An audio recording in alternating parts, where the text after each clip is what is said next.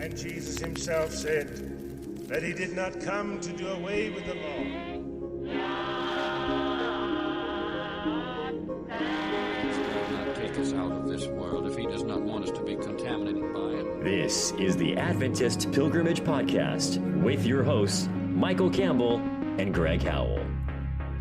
Welcome to the Adventist Pilgrimage Podcast, and I'm just so excited. I'm your co-host, Michael Campbell, and I'll be interviewing our fellow co-host, Greg Howell, here, because something really significant recently happened, and we just want to celebrate a little bit and just kind of unpack and take in this moment. Greg, something really big happened just recently. Tell us what that is. Well, I've been working for quite a long time on my doctorate in church history, and I defended my dissertation just a little while back, a couple weeks back, successfully with just some minor revisions. Congratulations, Dr. Hey, Howell. thanks. Yeah, so you did a PhD in American religious history, right? Yep. Where did you study? I came to a little university out in Virginia, Regent University. Okay. And had a church history program. Started it quite a while ago, back in 2015. So it's taken a little bit of time, but That's what, 7, with 8 a years? pandemic. Yeah. Well, that's not too unusual, Greg. I mean, that's usually anywhere in the 5 to 10 year range is pretty normal, I would say. So, man, congratulations. But it I felt hope you're long. basking in, and I hope you and your family just could kind of soak this moment up a bit. We have. We've went out for a nice little dinner and just kind of celebrated all along the way. So, yeah, well, some people say it's like having an extra child. So there you go. Your family just got a little bit bigger. And so now we have Dr. Greg Howell. So I'm just so stoked. And tell us a little bit about what you actually studied. What was your topic? Why did you become interested in this topic, Greg? So help us out. My topic, I boiled it down a couple of ways because honestly, you get that question all the time. And I focused in on a history of Adventist hermeneutics, which sounds ridiculously boring. All right, hermeneutics, just help us out for a second. What is that really quick for someone that might not know? Sure. It is basically the way you study the Bible, the method, the tools, and the way you go about reading it so that you can understand and interpret it. So like the interpretation of inspired writings, basically, right? Exactly. Okay. You can have a hermeneutic of anything, but this is, specifically how do we study the Bible? And I would say probably a healthy imbalance is what we're kind of striving for, right? Exactly. Looking for some sort of goal to drill down and figure out what the Bible really meant. Yeah. And not putting our own ideas into it, but pulling out ideas that were supposed to be there. To be faithful to Scripture, right? And inspired. Exactly. Writings. That's the goal. Okay. And so I studied a history of that because our church, from its earliest point, has had a hermeneutic that they preferred. Okay. And just looking at how that kind of worked its way through the denomination till now. So if I'm hearing you right, how our church and its history has a history of how they've studied and interpreted the Bible, and maybe Ellen White. Ellen White is right along with some of that. Yeah. Okay. All right. So what precipitated this, Greg? Growing up as an Adventist. All right. So you're kind of wrestling with your own inner, your own past, right? Yeah, absolutely. Sure. I think growing up in the church, you get to see a lot of stuff. I grew up in the 80s and 90s, and I got to watch the worship wars or the celebration discussion from a very close point. Oh, wow. And a lot of those discussions were very contentious. Sure. And my church had a big falling out and a kind of a split over how they were going to worship in their services. And I got to kind of see what discussion in the church looks like early on. So if I had a subtitle my dissertation research, I'd call it "Why Do We Argue?" Oh, okay. All right. And we do argue. I mean, that is part of, we have different perspectives, but Mhm. I guess part of it is also how do we do so in a winsome and constructive way versus I guess there are other times when it hasn't been so winsome and constructive. Yeah, yeah, exactly. Okay. And part of the reason that I think the topic is worth studying is figuring out how to do this better than Okay. perhaps we have done in the past. Yeah. So I just want to pause for a minute. These worship wars, I have to celebration. Maybe I'm doing like a little feeling check here, because I'm Uh-huh. kind of remembering my own growing up because we are about the same age and grew up through the same kind Mhm. of era of Adventism. But this is kind of like the more contemporary. People are pushing for more contemporary. I'm thinking like drums and guitars and stuff like that versus more Yeah. traditional, like organ music, more high traditional hymns and stuff like that. Is that the kind of what I'm remembering? Am I on the right track? Yeah. Okay. Yeah. Looking at it from traditional worship, traditional style, and Hmm. more of what we would today just call like normal worship music. But Sure. back then it was like It's Hillsong kind of and avant-garde. Willow Creek. hmm And those groups that were kind of pushing a new way of singing and new hymns, and new instruments and styles. Yeah. So if I'm hearing you right, just to unpack this a little bit, hermeneutics, or how we interpret inspired writings, impacts the way we worship, but it really just impacts everything, all things I Adventist. yeah. I honestly the core assumption of my research says we disagree because we approach the Bible differently, Mm. and we find different interpretations depending on the method we use to study. All right. So elevator pitch in a nutshell, what did you find? If you can do What that. I I'm trying found, oh, I can. I've had some practice telling people this stuff. All right. Um, what I found is that throughout the church's history, Hmm. we have had multiple hermeneutic trends Okay. that have kind of grown up Mm. from our earliest years all the way up to our present. And I identified 5 of them, with some case studies and some historical background Hmm. that I think have influenced us all the way along. Mm-hmm. We've used them at various points, and we've developed them because of the cultural context that we were growing up in. Fascinating. So if I'm hearing you right, there was kind of like a basic assumption or a basic, very broad hermeneutic, and then out of that, over time, as time kind of went on, that there became more clearly defined these 5 different hermeneutics. Am I hearing that Mhm. right? Yeah, Well, yeah, tell us more. sure. Um, if we had to start, the easiest place to start with most Adventist research is Hmm. William Miller, right? I love him. And Miller is reading his Bible and his coming back to his early Baptist faith. Right. And in his very early pamphlets, he's putting out a hermeneutic that he's using. Mm. He had 15 points or methods of Bible study that he kind of outlined. Here's how I read the Bible, and we've typically talked about it as if he just came to all of his conclusions about the second coming and Jesus and everything, with a Bible and a Cruden's concordance. Mm. But really, if you're looking in deeper, there were things in his mind and in his worldview that influenced his reading as much or more than just a Cruden's concordance. There's precursors, right? We come Hmm. to everything with a bias, Yeah. and so identifying here's Miller's hermeneutic. Here's some of the factors in his world that affected his hermeneutic. Then kind of springboards us on, Hmm. and Miller starts with this is basic idea that you can read the Bible, understand it, and come to conclusions. And then the next generations of Adventists that have kind of grown out of those Millerites took some of it and had to adapt it.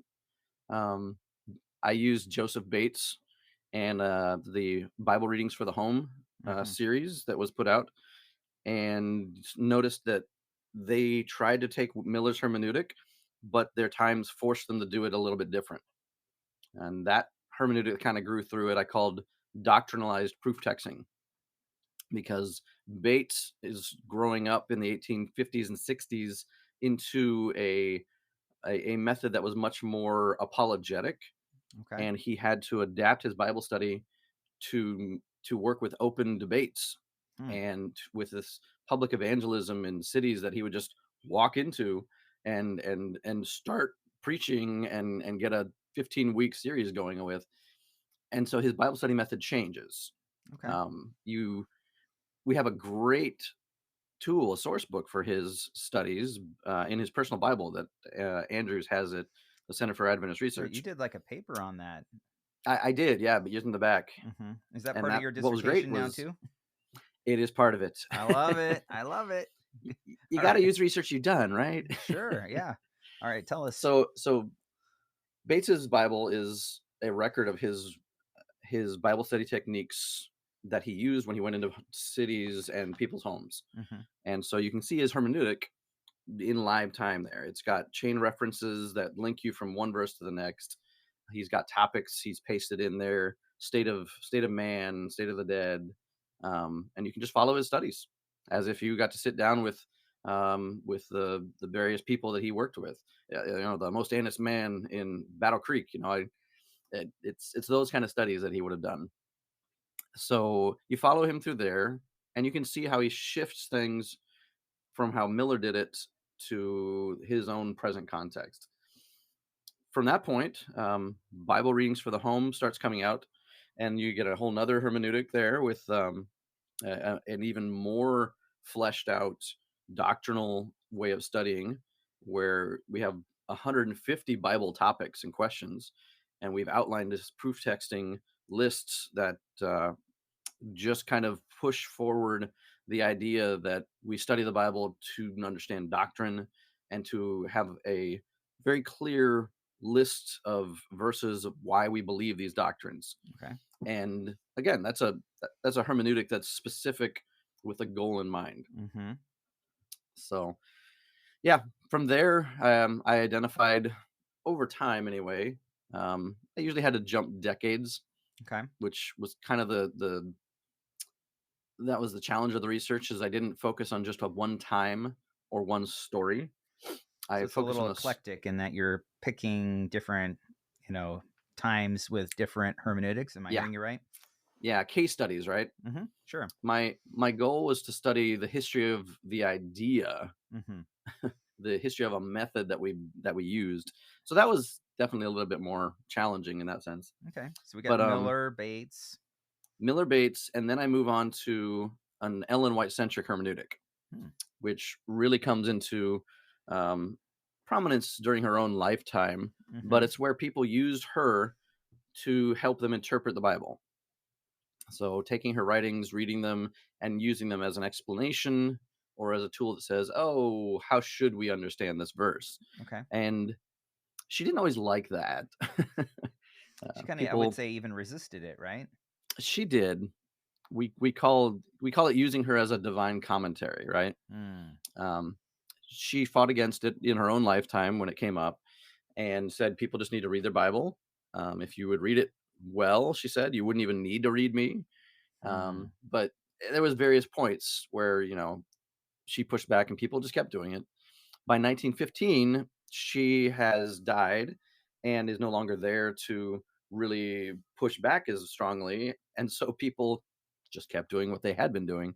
So that hermeneutic of using Ellen White to explain the Bible becomes a really prominent thing, and I highlight the rise of the Adventist Reform movement as one of those moments where you can see that hermeneutic really working in a strong and an unfortunate way, actually. Yeah.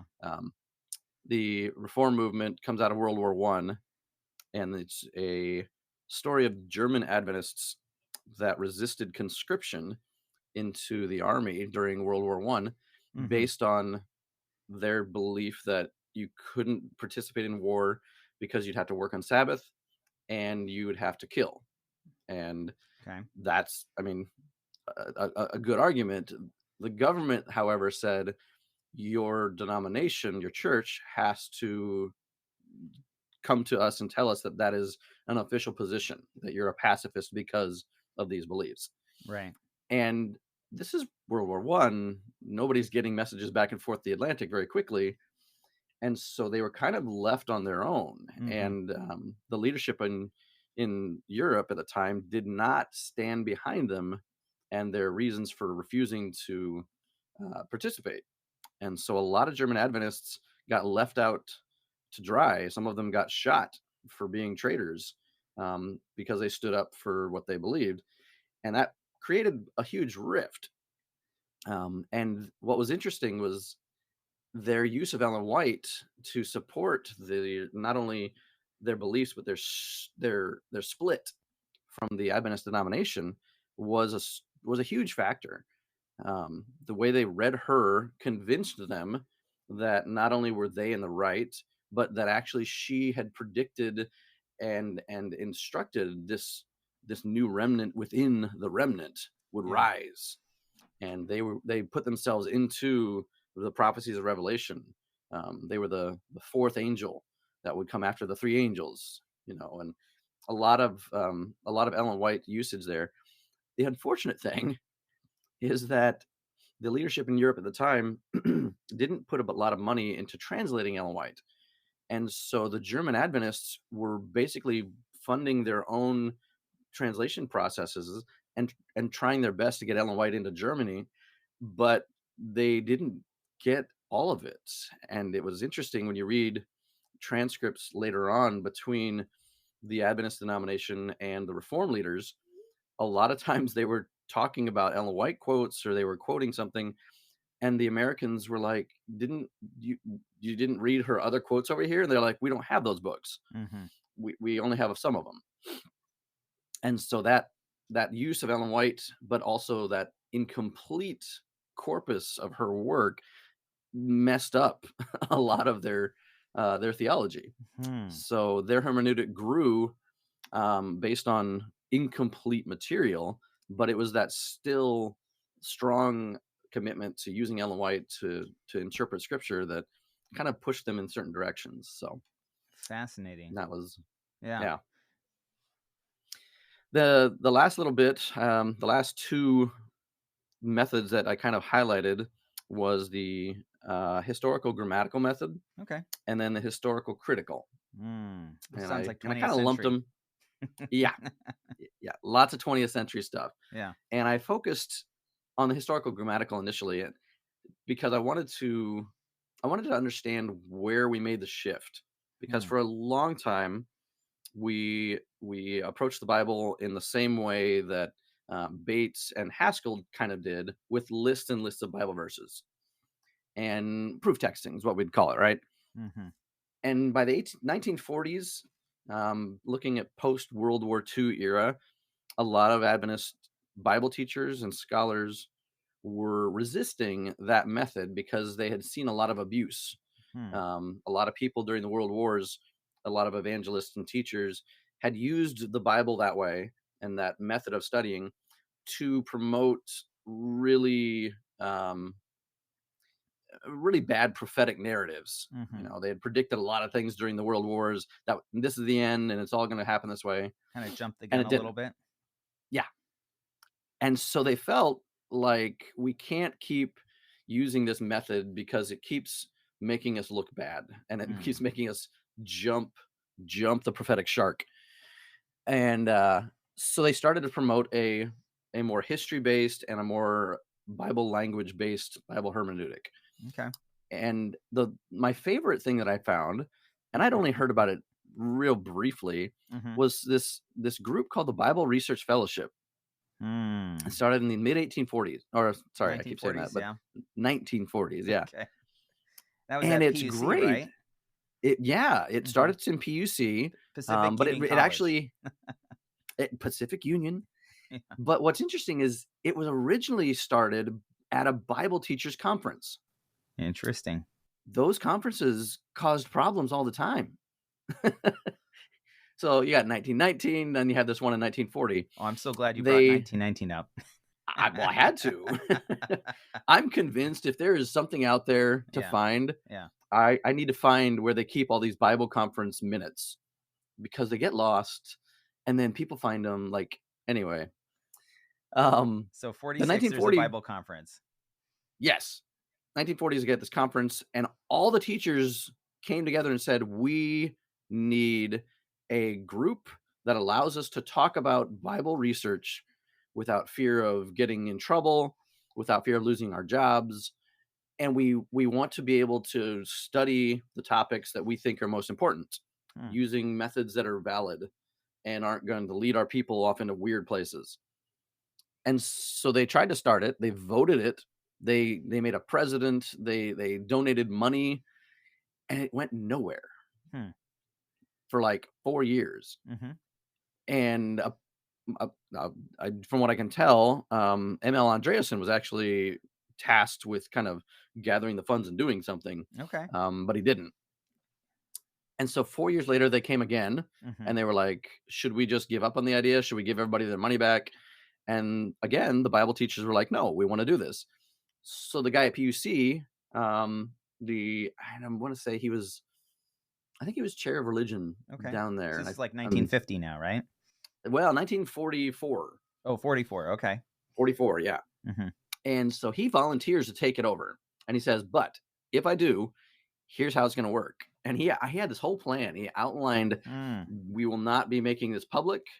We will not say that we represent our institutions we work at. Well, we will not spread the papers out to anybody beyond the fellowship. We will make it is a private Facebook group.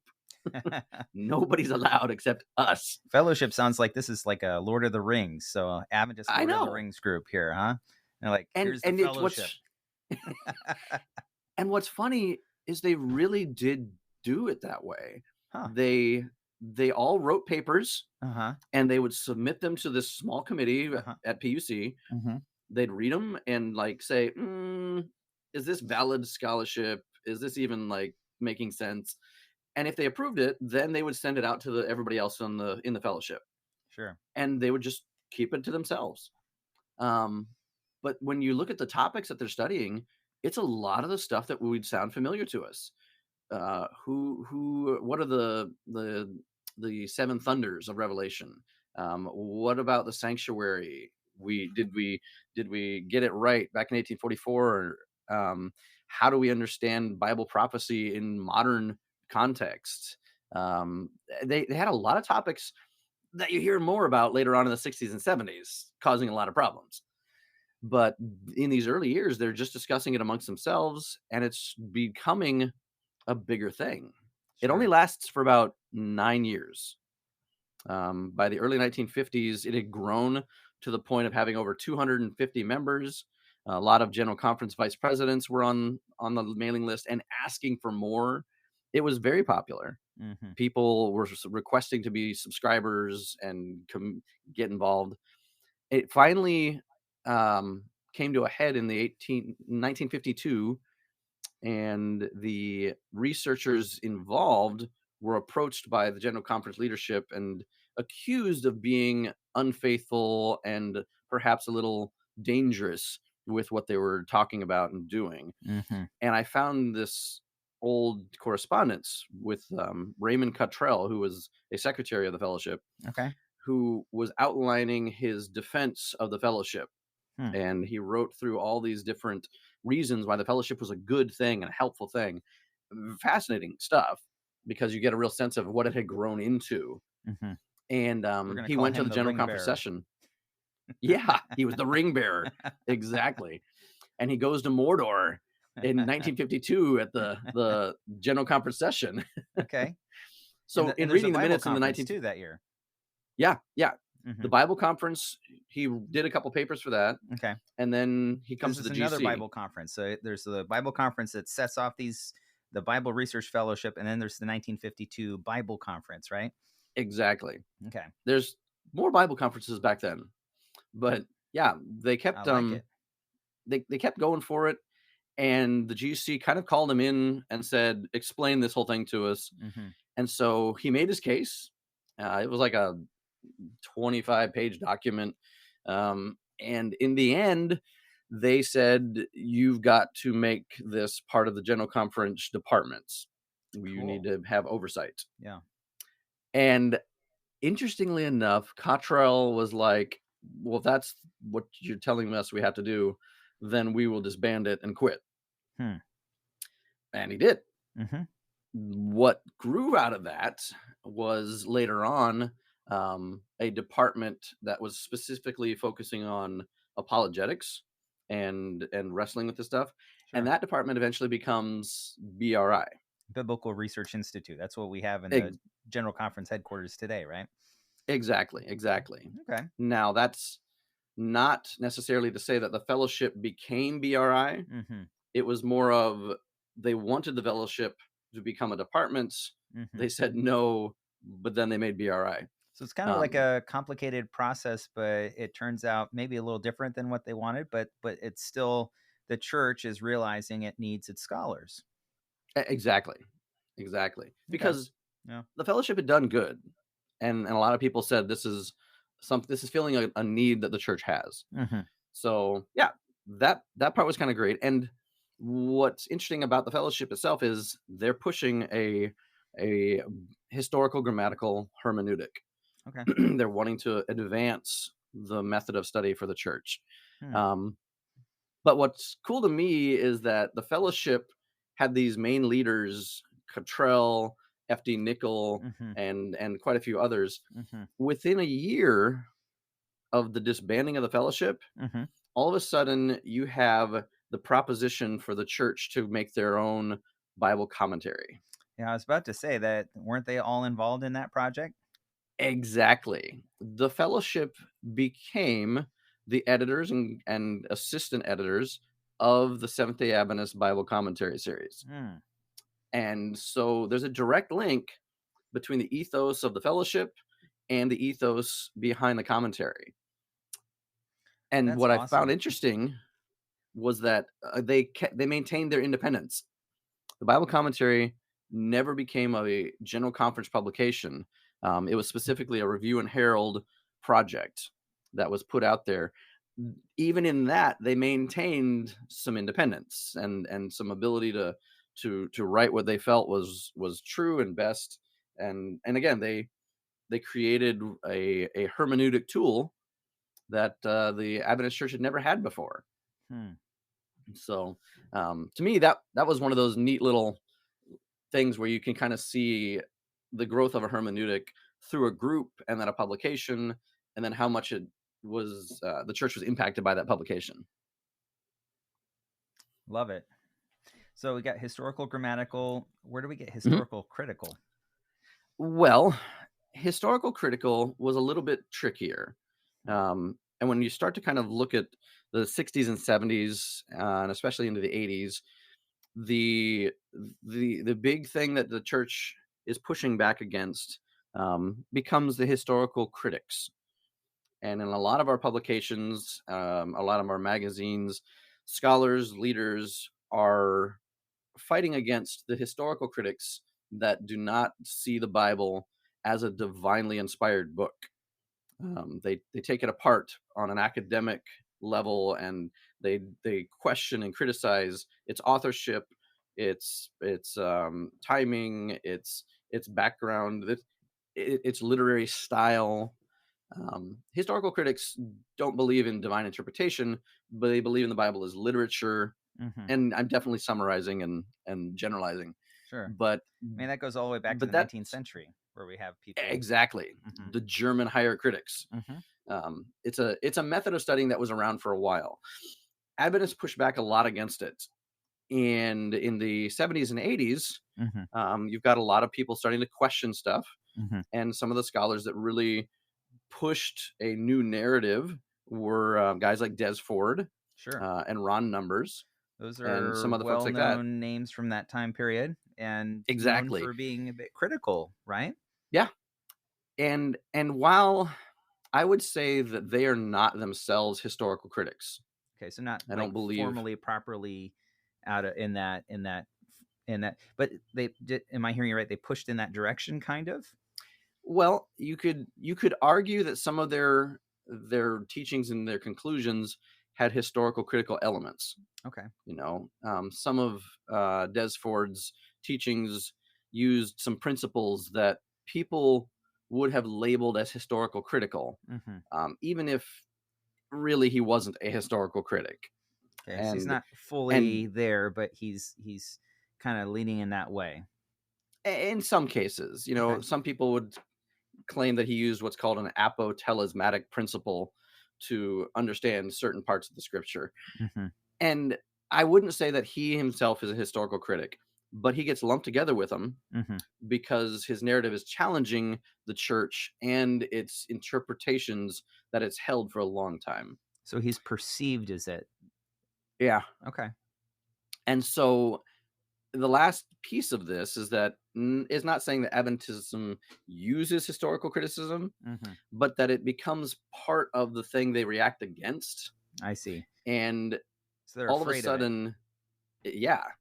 And people start getting labeled with these principles and ideas, and eventually the church responds so strongly against it that a lot of people's careers end, and a lot of people leave the church over how the church is responding to this. Including Ford and But Numbers, right?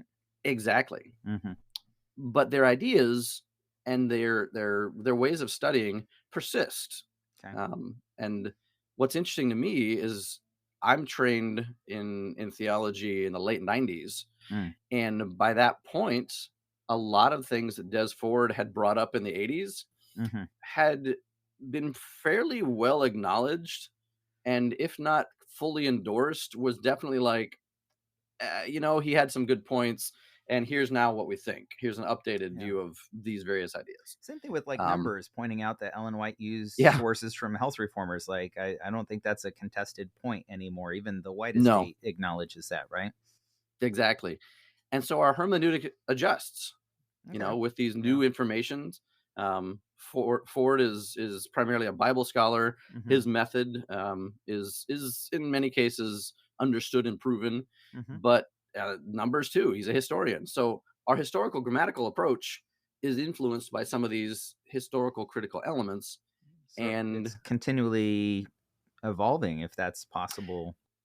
yes, Okay. and that's my dissertation. Cool. I think that our hermeneutic has evolved, So it's like and I changing. think It's not like a constant. It's a complex, moving, evolving kind of thing over time. exactly.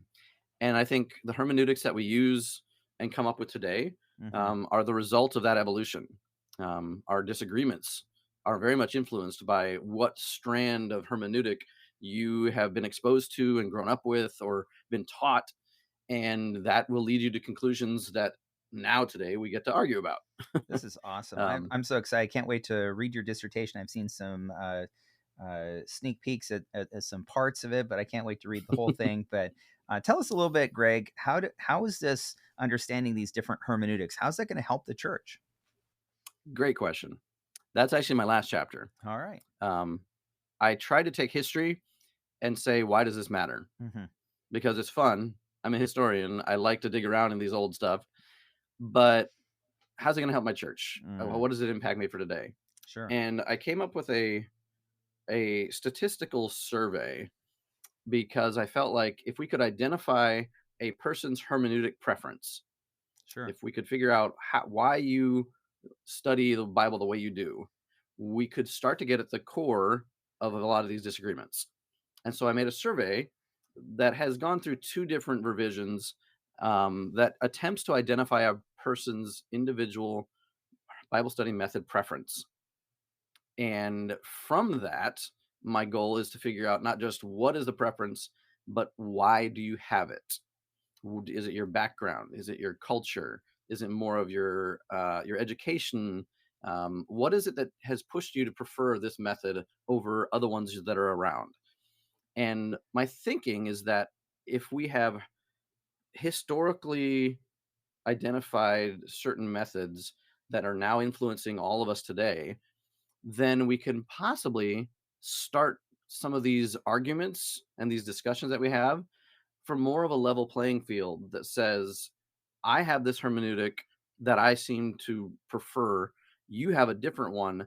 Therefore, our conclusions, even though they disagree, may not be 100% right or wrong. Right.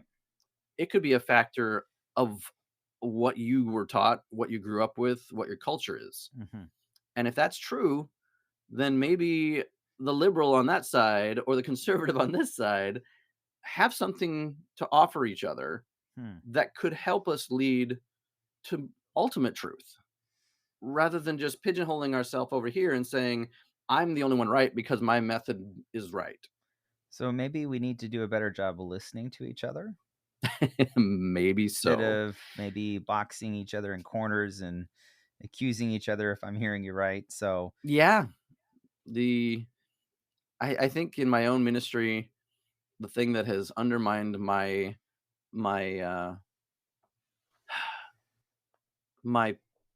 peace as an Adventist is this sense that there's only one right thing mhm, that we all have to subscribe to. mhm, And if we aren't, then we are instantly going to be labeled or asked to move on or whatever. I've seen a lot of fights in the church, and I think that both sides have something to offer, even if I disagree with them. mhm, And if I can't see my disagreeing brother across the table as valid, mhm, I will diminish the church and I will bring it further away from the ideals that it used to stand for in the earliest days. We came together in Bible conferences and studied, and we didn't agree on most of the things. mhm. And the only reason we have the pillars of Adventist doctrine is because we eventually were able to see each other as valid and let each other influence our thinking. If we're not doing that anymore, truth isn't going to progress. Sure. And I think it's pretty clear that Adventism was founded on the idea that truth is progressive.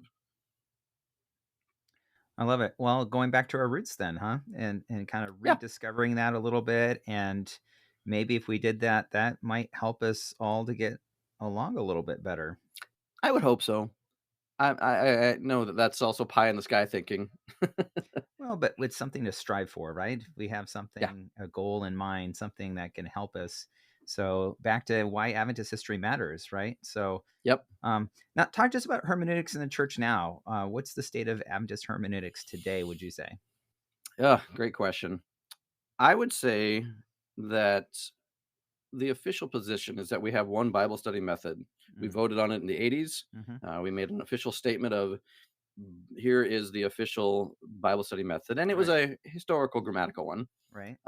So there's the official stamp of approval there, but there's also the reality in the pew. Mm, And we may make a statement that we voted on somewhere, but the people that are coming to our church every week are getting all kinds of ideas, and they're approaching scripture in all kinds of ways. So I do think there's a disconnect between our official statements and the lived version of Adventism in our churches. You can go all over the world and find the 5 methods that I've mentioned mhm, in activity. I mean, they're there, mhm. but we also find more than those. Okay. I only identified 5 because I had a limited word count and because I needed historical categories that I could prove here. Yeah. Here it is. Here it exists. So But there's a ton of them out there. now you have Um, like postmodern hermeneutics and reader response and narrative yeah, hermeneutics. And I mean, there's a whole nother exactly. world of hermeneutics that, you know, I certainly see it out there. Yeah, I would even add in a political hermeneutic. I don't Ooh. have a good word for it, Uh-huh. but I would say we read the Bible through our politics and approach it in a way that is more dogmatic and more sectarian in a sense, Hmm. but it's based off of an outside authority. Um, if I was to do a little more research, I would be looking towards a political hermeneutic, especially in the last decade or two. Fascinating. So maybe this has incredible relevance. I think so. And I think the more we acknowledge that we don't read the Bible the same, the more ability we might have to approach these disagreements. It's an open field. Yeah. And I think the way you approach the Bible is going to be contextual, and it's going to be influenced by your politics, but also the world around you. Yeah. Every time I saw major hermeneutic moments, it was Mhm. close to a major world event. Sure. Whether it's the 60s and the Cold War or the World Wars, Mm. or just this expansive growth in evangelism that's happening. Hmm. There's major outside impacts that are pushing our hermeneutic in certain directions. and we have to realize we're a part of the stream of history. Interesting. Yeah. Well, and if I hear right, there's a continuum, right? So, it's Yeah. sometimes not always the polar opposites. Not everything is black and white here, one extreme No. versus the other extreme.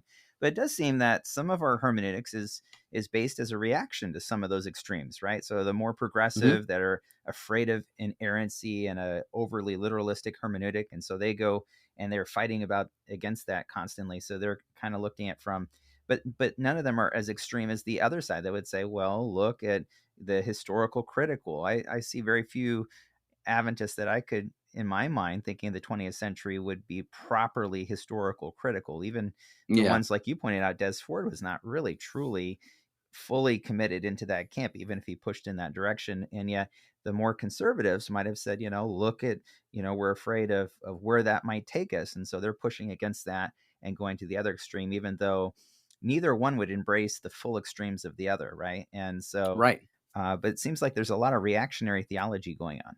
There is. And that was the model that I had behind my thinking when I did this. It was the idea of generational thinking, and how one group takes an idea and passes it on to the next generation, and what the generation receiving that does to the idea and how they change it and then hand it off to the next group. And again, it keeps evolving, right? It does. And every generation is affected by what it thinks is most important. I had a moment actually where this kind of clarified in my head. My wife's grandmother was dying right before pandemic hit. Oh, I'm so sorry. Yeah, and I remember her as the one in the family that always got identified as the reason my wife's family was Adventist, because she was brought into the church in these old tent evangelistic meetings, and from there the family became Adventist. She's the core of that, right? And her view of Adventism was passed on to her children and her grandchildren. And I thought to myself, she has no control over what happens to this after she passes it on to us. She had certain things that she felt were the most important, the most true. And the next generation took it and changed their priorities, or somewhat changed how they felt the church was more important here and there. Every generation passes it on, but we have no control over what the next group does with it.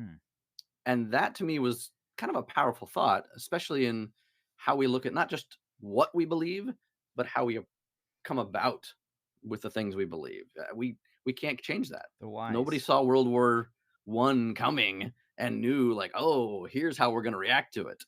You just react. Sure. And things change as a result. And then you pass on to your kids this thing that you came up with because of the factors around you, but they don't have the same factors. So I got stuck on that evolving idea that we really are impacted by the culture we're in. Fascinating. The world in which we live and how that shapes us. Yeah, exactly. Well, any final thoughts, takeaways? I mean, we could spend, I'm sure all day, because this is your passion. You've just been working on this. So, by the way, one quick question. What fun archives did you get to visit? I always like to ask that question. Oh, yeah. I know you went to a number of different places, but what did you find most helpful for your research? I visited the General Conference archives a couple ways back. Unfortunately, when I was doing a lot of the research, everything was closed. And so it's mid-pandemic. Yeah. That's tough. And so it was a little hard to do all the research that I wanted to do, but praise God for faithful archivists that were willing to go into the stacks and take pictures of things for me. Big shout outs to Ashley Chisholm and Catherine Van Arsdale. Yes. I mean, they helped a lot. And Jim Wibberding. Research now. Yeah. And go Jim at PUC. I had stuff that I needed to look at PUC, at the General Conference archives, and quite a few other private collections. I worked with a lot of people that had images. And the internet was my best friend too.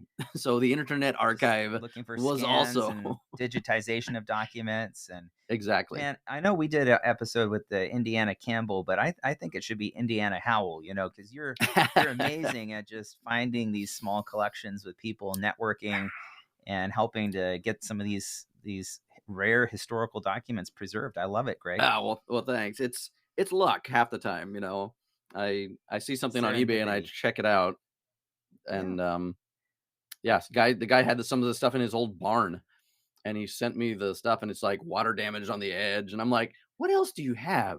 And he came up with more stuff. Yeah. So you just kind of follow where the rabbit goes. Well, you have file cabinets of stuff at your house now. I do. Too many. Thank you, Melissa, for allowing your home to become an Adventist archive.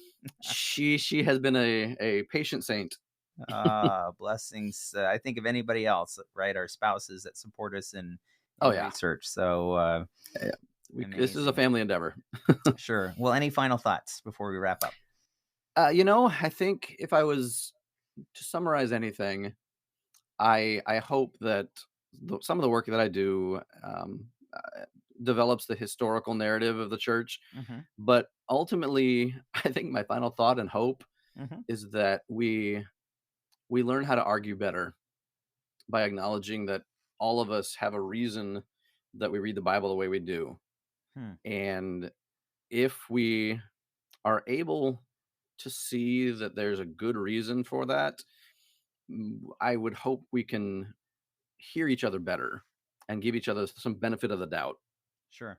That we're all being honest and true as much as possible to how we see the scriptures. Yeah. Which at its core is the Christian experience. How you hear God's voice through the Bible is very much a personal thing. Yeah. And it's not always going to sound the same. So amazing. Yeah. So, by the way, we may have someone listening that may want to become an Adventist historian or pursue doctoral studies at some point. Hopefully. Where do you see? What advice do you have to them, and what topics would you like to see now that you've done completed this phase of your research and this significant milestone? Where do you see the field going in the future? I would love to see more work on Cottrell. I think he's a major thought leader in the time. There's no biography on him that I know of. Matthew Lucio, I think. I know, yeah. Calling you. That's one I'm interested in, even myself. I would love to hear and see more work on the Bible study, Bible method statement from the 80s. Oh, okay, the Rio de Janeiro one from 86. Well, yeah, but it starts in Mount Vernon. There's some stuff happening in 82 was when it first comes up. I can't wait to read that material in your dissertation. That's new to me. I found a very pseudo statement that was published in the minutes in 82 that very much mirrors what we eventually voted on in 86. Okay, so that's an evolving there's some process story in through there. The 1980s, huh? Yeah, I want to know more about that. And I'd ultimately love to see some more work done in the sociology of Adventism. Ooh. Because how we understand what the church is doing on the local level, I think is not understood. And we've seen a little bit of that even just recently. The studies that have come out with people's doctrinal ideas was kind of startling to a lot of folk. Statistically looking and saying, what do our people believe about state of the dead? What do they believe about how to keep Sabbath? All these different things. Not what we expected. Okay. Because what you teach isn't always what everybody believes. Yeah. And I'd love to see more work done on Adventism in the pew and how people are actually practicing and believing and thinking at that level. So some kind of just reception history. A little bit, yeah. I think there's a lot of things that we need to understand there if we're going to have any real handle on the direction the church is going to go. That's a little more modern stuff. Well, Greg, this has been so exciting, riveting. I know at some point you're going to work towards getting your dissertation published. Yep. Right? I'm and working on some so chapter revisions. there you go. Yeah. And like all good doctoral students, you're looking at, I'm sure, publishers and everything else. So Oh, yeah. for our listeners, this is a sneak preview, but just wait. There's some great dissertations recently have been done, including Greg's. And so just be patient as they work with those revisions and making it the way that they want it. They'll be shaping it, publishing it. This is standard fare for people. Standard procedure. It's standard procedure. So it's coming, but you heard it first on the Adventist Pilgrimage Podcast. So Greg, First one's out. Yeah, it's so much fun to be able to do this podcast with you, each month. It's one of the highlights of I just have so much fun doing it. And, Same, yeah, this is going to be great. Just celebrate with you, Dr. Howell, this moment, just soak that in a little bit. It's weird to actually accept that now. Yeah. I used to always just be like, no, Yeah. ABD status. Not there yet. Not quite. Yeah. But you're there now. Yeah, they told me I could say that. Amazing. I love it. Well, you've been listening to the Adventist Pilgrimage Podcast, where we can explore our Adventist past in depth each and every month. So thanks for listening. Join us again next month as Greg and I will be doing some very special interviews about a new book coming out about G.I. Butler. We also have a very special rare collection of Joseph Wolf materials. So tune in each month as we love to explore in depth our Adventist past. Can't wait. And Jesus himself said that he did not come to do away with the law. He does not take us out of this world if he does not want us